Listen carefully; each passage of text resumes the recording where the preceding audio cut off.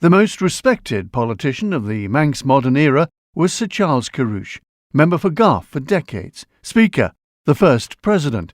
But he was also a man of the country, a farmer, with a particularly soft spot for that giant of the countryside, the Shire horse. From my point of view, I grew up with the horses, and then when I left school I became a ploughman and worked with horses, and that's where you can learn to have perhaps an affection for them which you wouldn't otherwise possess.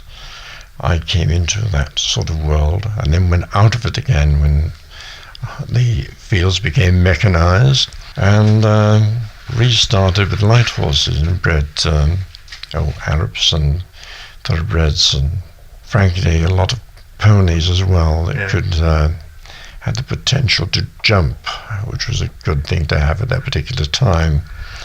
But then I was assisted by the family, and the family of course grew up, and I thought I'd go back to more staid. You were drawn back to the big horses, drawn back to the bigger horses then, and that's why I came back into Clydesdales and Shires. How many horses will you have here now? About 30 heavy horses. Really? That's a lot, really, for anyone to have, I suppose. I mean, you're obviously breeding, aren't you?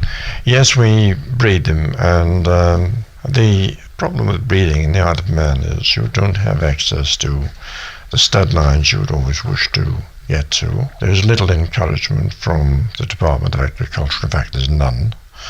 And the English breeder does get encouragement from the government and support over there.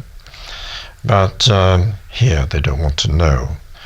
Now, that seems strange when the cry is always diversify, you know. Having said that, you get a situation where a horse of today is more a fancy than a commercial animal, and the market is really the show ring and the commercial world of the turnouts, the breweries presentation and so on.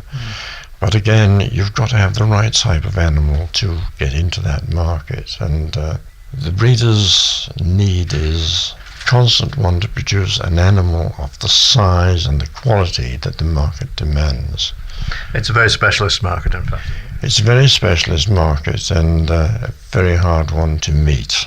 Is there money to be made in it? No.